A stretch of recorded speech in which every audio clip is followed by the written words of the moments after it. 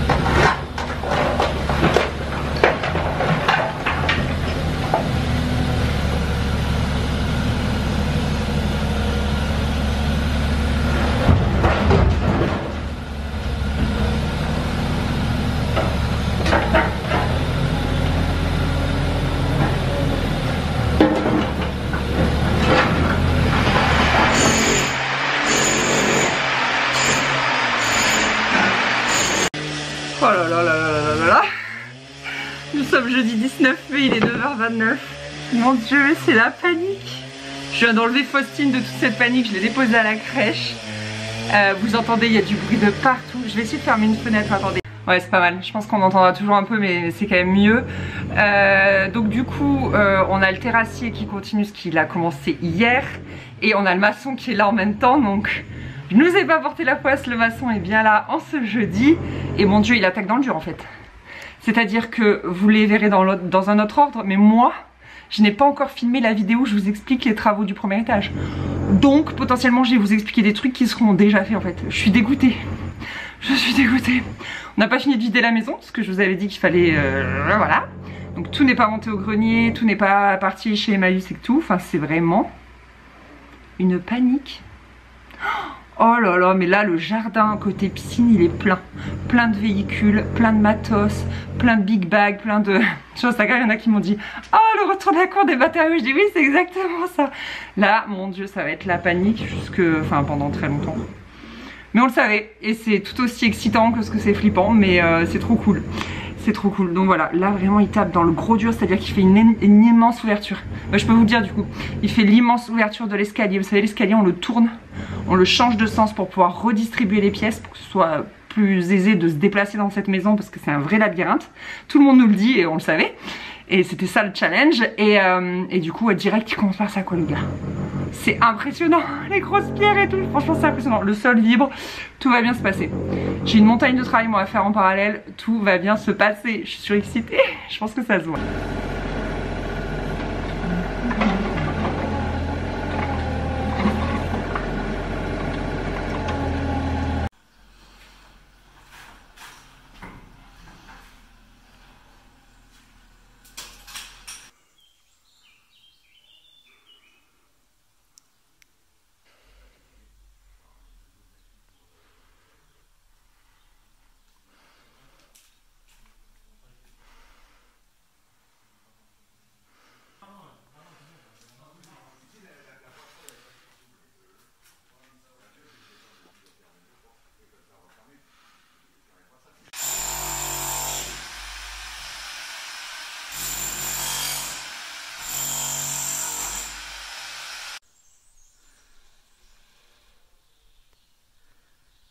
Je crois que c'est la fin de cette première journée de démolition.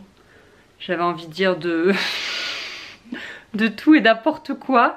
Comme je vous disais, pelleteuse d'un côté, marteau-piqueur de l'autre, enfin bref. Je vais déjà vous montrer l'état du jardin. On peut plus appeler ça comme ça. Je suis dans le garage de Chris. Hop là.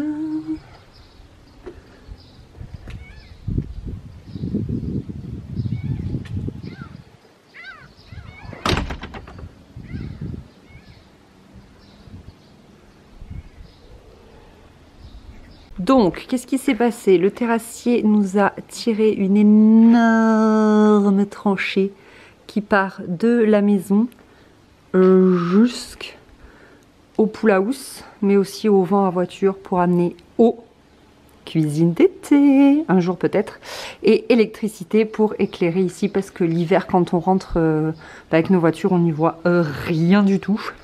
Rien du tout, donc voilà une première grosse tranchée très importante.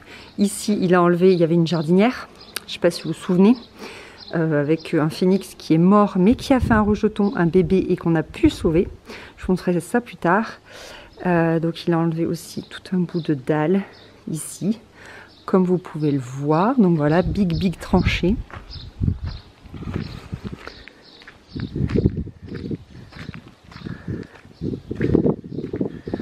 Celle-ci là qui est pile à la limite entre la lumière et le soleil, mais aussi entre la terrasse en pare-feuille et l'ancienne terrasse là, il y a aussi une tranchée. Je pense que c'est pour l'eau du forage, pour l'amener pareil dans la maison. Ouais, c'est ça, je dis pas de bêtises, c'est pour amener l'eau du forage dans la maison.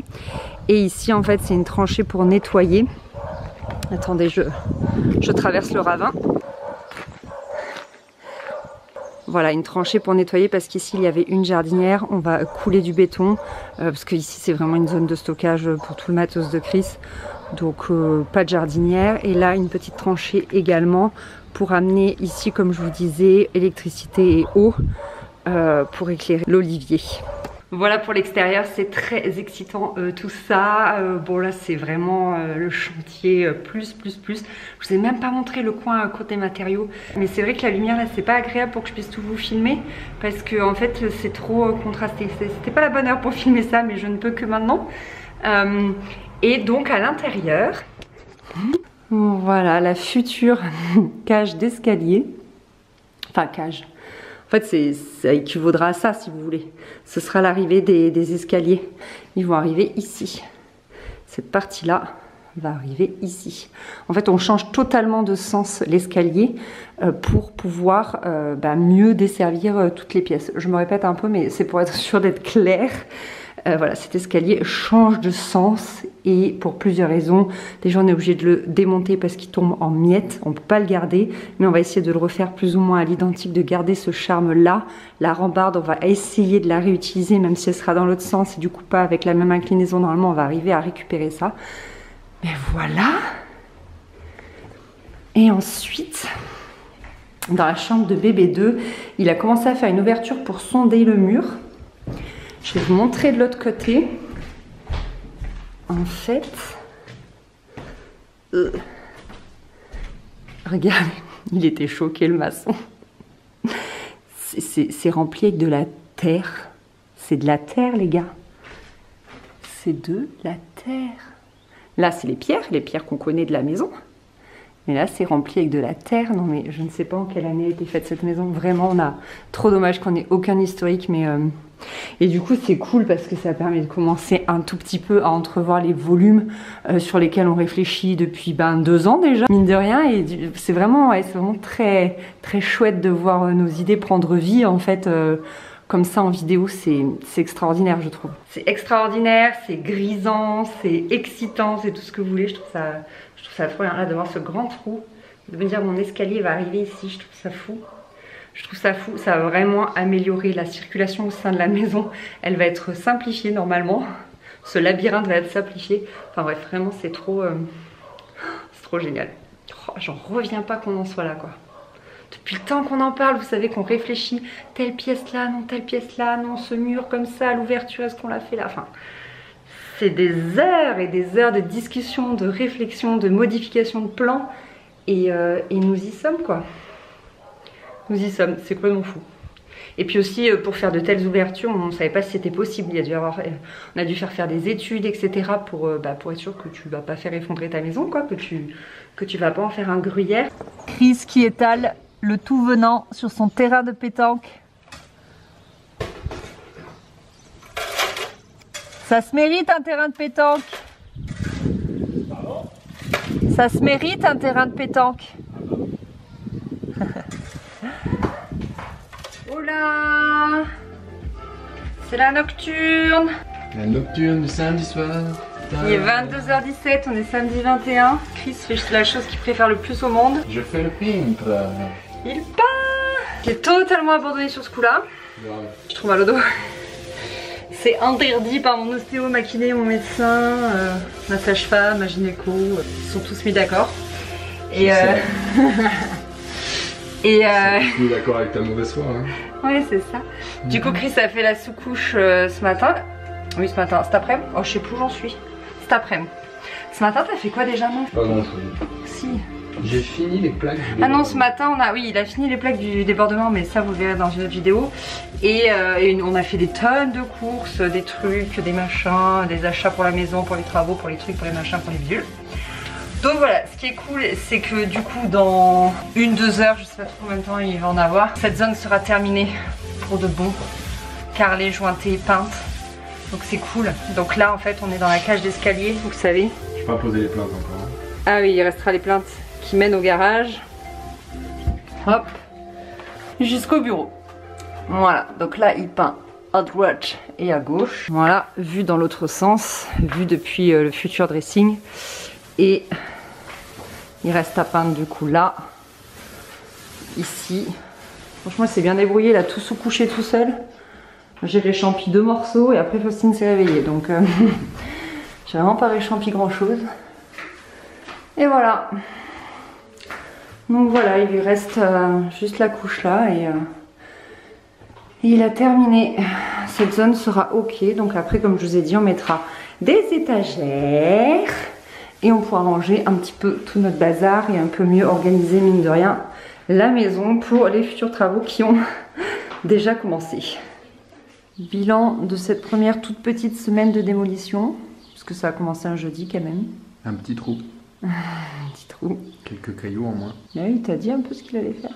Ah, il faut renforcer en fait l'angle là, ici. Ok. Avant de faire Du quoi coup, que ce soit. Il est bâti avec un matériau dont on n'a pas confiance.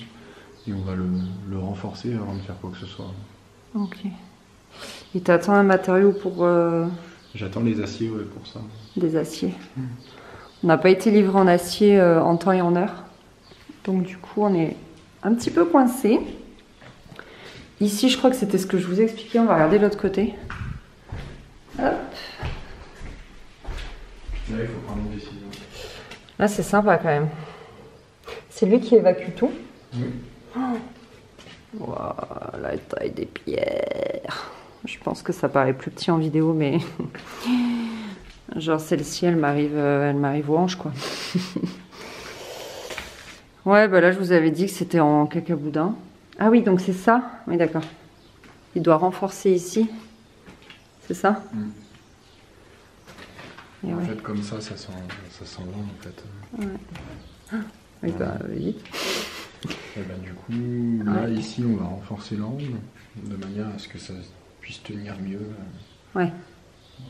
Parce que ça reprend quand même un petit peu de charge. Là, oui, ça reprend un tout petit peu de charge. Et oui, et après les aciers pour maintenir le 2e étage hein, sur lequel on vit. C'est ça. Puis après, il continuera le reste de la trémie d'escalier. Mais du coup, ça fait une super ouverture et moi, j'adore l'idée de voir le petit jardin en fait. Ça me fait kiffer quoi, j'aime trop ce point de vue, il est vraiment génial. Ça, en fait, quand on était sur ce palier-là, qui va devenir ce palier-là, on avait juste vu un mur aveugle en fait, alors que là, on a vu sur une fenêtre.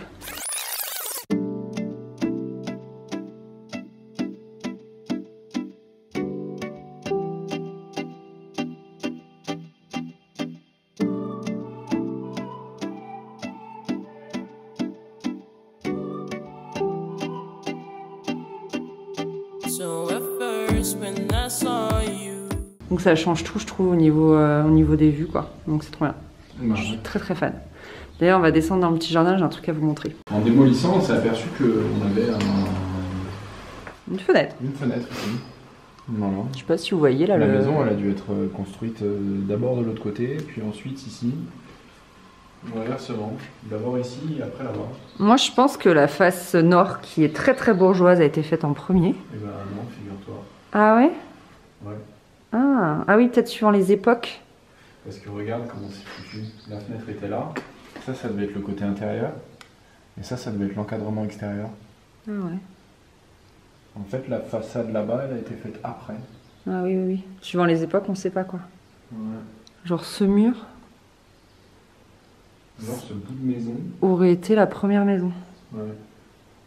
Avec la façade qui donne sur la piscine. Les colimaçons, c'était la première maison. Et après, c'est ouf. J'aurais tellement aimé avoir l'historique de cette baraque. Franchement, ça aurait été génial. Et après, du coup, sûrement qu'ils ont rajouté cet escalier. Et la façade nord un peu bourgeoise à l'époque où ça se faisait, quoi, je sais pas, au 19e siècle. J'en sais rien. Ouais, mi-19e siècle, j'en sais rien, j'ai aucune... C'est vrai que le sens de la porte, de la fenêtre, donne l'impression... C'est fou cette découverte. Que ça, c'était l'intérieur de la maison. Vous voyez le linteau là?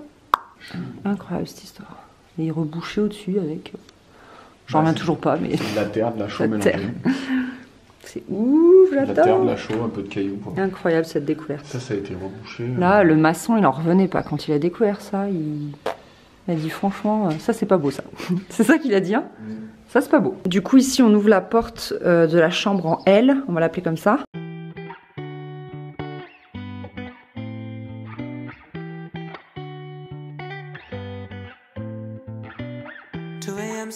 Et en fait, à la base, on la voulait plus ici. Non, j'ai du mal à plus là.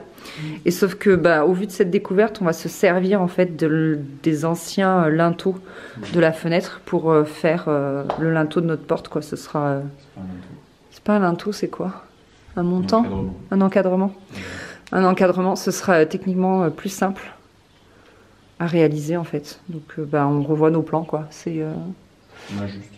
On réajuste, c'est les aléas de la rénovation. Donc là, on était en train de tout mesurer et de tout aviser pour la semaine prochaine pour que le maçon il puisse intervenir. Du coup, on a trop hâte de savoir quel est le sol là-dessous parce que c'est ce qui explique pourquoi toute cette partie de maison, il n'y a que des barres de Montpellier, t'appelles ça?